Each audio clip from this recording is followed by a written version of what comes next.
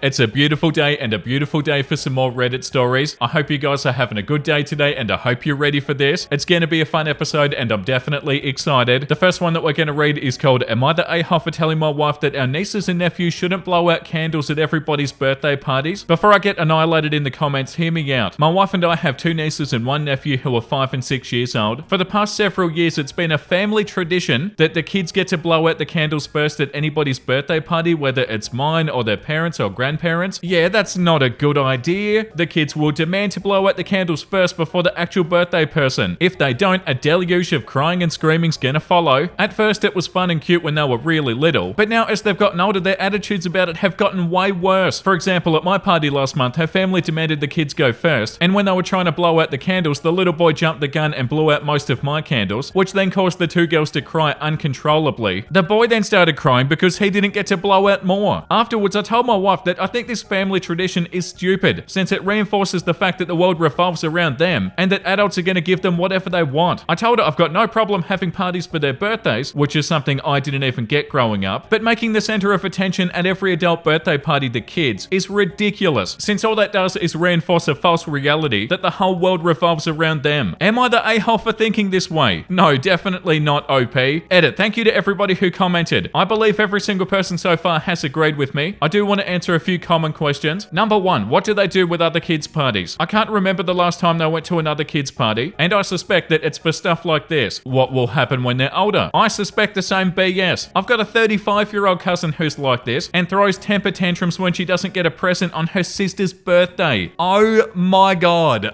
That is unbelievable. Don't have candles maybe. Yeah, my wife and I are no longer going to have family parties for our birthdays. As a side note, we have tried to talk to their parents about these issues, but they all get super defensive and they dismiss our viewpoints as invalid because we don't have kids. Wow, that's so wild. No, you're not the a-hole, OP. You're completely right. Imagine having a tantrum because you don't get a present on your sibling's birthday. That is so messed up. The top comment says not the a-hole. Those kids need to learn that they're not always the center of attention and they can't always get what they want. The comment below that says seriously, it's birthday candles now. Just wait until they're announcing their pregnancies at people's weddings. Yeah, it's not something that's gonna get any better, and I feel like it's pretty clearly a bad thing to teach your kids. And what did they say? They dismiss OP's viewpoints because they don't have kids. So what, they feel like it's a good thing to teach their kids? Like, what's their thought process on it? Yeah, like this comment says, not the a-hole. Teaching kids not everything is about them is an important lesson. Yeah, that's actually infuriating. Yeah, we're going to our friend's birthday party. I should be the one who gets to blow out the candles. No. I still can't believe OP's 35-year-old cousin has a temper tantrum when she doesn't get a present on her sister's birthday. That's so hard to believe, but I do believe it though. Post number 2 says, am I the a-hole for telling my dad's fiance that I'm not interested in being her son or accepting her as my mum? My mum died 6 years ago. I'm 16 now, and for the past 2 years my dad has been dating Kate. Kate's a widow who has 2 kids with her husband and both her kids are under 5. My dad and Kate got engaged at the start of the year. Kate's kids started calling my dad Dad around that time. I think because that's when we all moved in together. Since then, Kate's been trying to bond with me and to build up that mother-son relationship to go with dad's father-kid relationship with her kids. I tried being nice about it while also not saying yes to most of the stuff that she's asked me to do with her. Mother's Day was the first real fight that we had. My dad and Kate wanted us to celebrate the day as a family, and I chose not to celebrate with them because Kate isn't my mum, and she's not the person that I'd want to be with on that day, and I said that. Kate told me that she could be, and she was willing to try super hard to be a good mum to me. When I didn't give in, she told me these are special memories for the whole family, and that we need to blend as a family unit. Dad was trying to claim that I'm a big brother now, or I would be once they're married, and I should want to make a family unit that's close and loving and supportive for Kate's kids. When I said that I didn't feel obligated to, we fought. The fight didn't make Kate stop, but in the past month she has been more upset because on top of everything, I refused to give her away at the wedding. She said that she wanted her kids to do it and that she has her kids actually walking with her, but since I'm older and old enough to do it in a more official way, she was hoping that I would. I told her that I wasn't going to do that and I'd be super uncomfortable in that role. After that, Kate pulled me aside when my dad and her kids weren't home and asked me why I was being so difficult with this, and I told her it's because I'm not interested in being her son or accepting her as my mum. I told her she's Kate, just Kate. Her kids are Kate's kids, or my dad's almost stepkids. I told her I don't want to be her son or their brother, and I'm not going to try to be when I don't want to be. I said it's fine being friendly, but they're never going to be nuclear family to me. My dad did try to talk to me when Kate told him about our talk, but we ended up arguing again. Kate and my dad did mention that I was being unfair in not even trying the nuclear family family thing to make it work, and they said that being 16 doesn't mean that I couldn't open my heart to another mum and 2 siblings. Am I the a-hole? No, you're not the a-hole, OP. Of course not. Yeah, like the top comment says, not the a-hole. Of course no. Your dad and stepmom should not be trying to force you to be a son or brother. All you have to be is respectful to them. I really hope they can understand and respect you. Yeah, trying to force you to feel like Kate is your mum is so not okay. Yeah, like the comment below that says, did you make it clear to her that just because your mum is no longer here, she's still your mum and always will be? No one should try to usurp that title. Can you offer to be friends? OP said, yeah, I said this to my dad and to Kate. They can't separate me from Kate's kids who could accept dad, but they're so young and they don't remember their dad. Yeah, that's right, OP, and they can't force that onto you. You can't be forced to have the same reaction as them. And of course, that's completely fine. It's not like you're being unreasonable, OP. They are being so disrespectful by trying to force it. Yeah, this comment, when are people going to realize that trying to force affection and commitment always backfires? It simply doesn't work. Yeah, I feel bad for you, OP. That's not a fun situation. But yeah, you're being completely reasonable. Oh god, the next one that we're going to read. Am I overreacting? Girlfriend deleted all of our photos together. My girlfriend, 25 female, and I, 26 male, are in a rough patch right now after I found her talking to an ex behind my back. But we've both committed to trying to work through it. During this time of working on us, she deleted all of our pictures off social media. I told her that it hurt my feelings that she did this, and she said that she deleted many pictures, not just ours, and was considering deleting the app altogether because it felt weird posting anymore. About 2 days after this talk, she posted several photos of just her and a few of her dog. I feel so juvenile being hurt by this, but I've got a hard time reading this as anything besides an attempt to hurt me or an attempt to start moving on. It feels counterintuitive to the process of rebuilding trust, and I feel if I bring this up to her, she'll just get defensive and combative. Yeah, you're not overreacting, OP. Update, am I the a-hole? Girlfriend deleted all of our photos together. You guys were right, she was moving on. She was telling me that we were working on stuff, but we needed to take it gradually. I continued trying to work on our relationship for about a week and a half after making my post. I was riddled with anxiety, hoping that she felt things were moving in the right direction, texting her nice stuff during the day, doing small acts of kindness to try to uplift her. We were planning on moving in together around the new year, and she started acting all weird about it, saying stuff like, you don't need to rush getting your place ready for me. We started seeing each other less and less and talking less and less, and she told me that she needed time and space. When I did hear from her, she'd ask me for favors or money. I had some work done on her car because it was unsafe and I didn't want anything to happen to her. I paid for her to enroll in college because she was stressed about her life not being on track. She was going to accept $1,000 to help with her last month's rent. Thank God I didn't give it to her. She wanted me to help her with the $1,000 hospital bill. Thank God I didn't. A few days ago, my anxiety reached a head and I logged onto her Instagram. She's been telling people that she's moving back to her home state next month for weeks. She was FaceTiming her ex at 1 a.m. She was getting everything ready to leave me and having me pay for it. And me anxious at home missing her. We're done now. I collected my stuff from her place when she was at work and I texted her what I found. She got defensive and verbally attacked me for going on her Instagram and going to her place unaccompanied. I blocked her on everything except her number. She then blocked my number. I know it's for the best that I've got my answer and that we're done, but I stupidly still miss her. I think about her all the time. It hurts. Yeah, like the top comment says, it's okay to grieve the end of the relationship, even if it was for the best. Be kind to yourself and allow yourself time to heal. Yeah, that's right. Don't feel bad for the way that you feel, OP. This comment says, you'll get over her. She was a user. Find somebody who's gonna love you. Yeah, what'd it say? $1,000 to help with the last month of rent, $1,000 hospital bill. Yeah, you're better off without her, OP.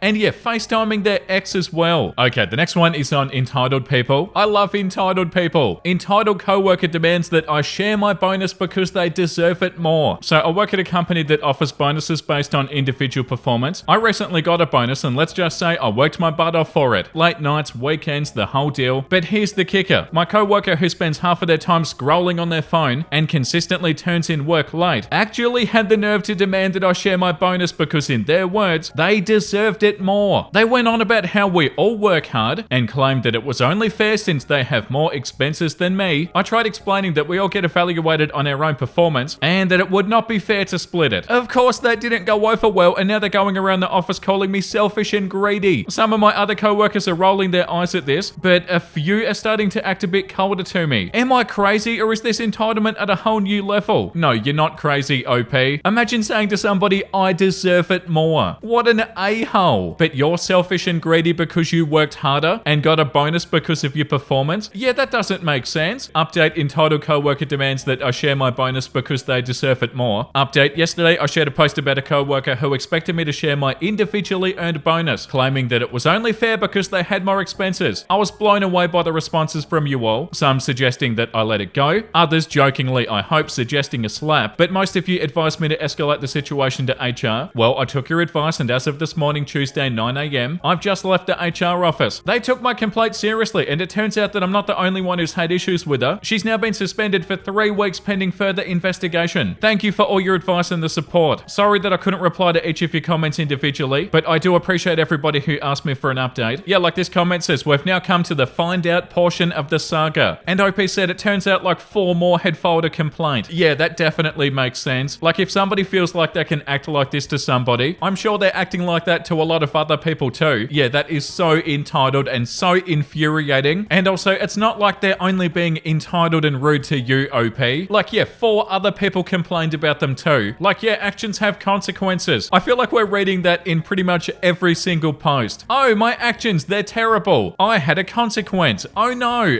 The next one that we're gonna read says, am I the a-hole for not letting my in-laws continue to be late for everything? Married 16 years and my in-laws have never been on time for anything. Not just a couple of minutes late. Usually 20 to 30 minutes or more, and they don't ever tell us they're gonna be late. On Halloween, they were supposed to be here at 6:30 to go trick-or-treating. My kids are teens, so they already had plans but cancelled to spend time with them instead. At 7:15 we called and they said that they were 5 minutes away. 22 minutes after, they arrived without any concern. This inspired a new rule for me. I called it the 5-minute rule. Basically, if you tell me you're gonna be somewhere at a time and you aren't, after 5 minutes I'm gonna leave. If we're meeting to eat or something and you're late, we'll order and eat without you. We're gonna leave when we finish, even if they're just getting there. Tonight they had plans to take my kids out for dinner. They said they'd be here at 7. We talked at 2 and I reminded them of the new rule. At 7:05 they weren't here and had not called or anything, so I called them. They said they were 10 minutes away. I told them to not bother with it. They tried to ask me to give them another chance since they live an hour away, and I said no and I stuck to it. I feel like they're disrespectful by doing this and that they don't value my time. Am I the a-hole? No, I don't feel like you're the a-hole here, OP, because it's not something that only happened once. You're saying that they've never been on time for anything, ever. Like that other post that we read where that person's friend was always late to everything by like an hour. Like, you can't put up with stuff like that. And the example of being out for dinner too, that's so frustrating. Like what, we're meant to sit here for like 30 or 40 minutes and wait for you guys to show up? No, let's not do that. This comment says, not the a-hole, that's inconsiderate AF. I've taken a very similar stance with my parents because my mum has no sense of respect for other people's time. Oh well, they'll just have to wait. No, not me. We celebrated my daughter's 18th birthday an hour away and we were 10 minutes out when my mum texted all excited, we're on our way. I said, we're parking, see you when you get here. We'd already gotten our food by the time they were there. Tough.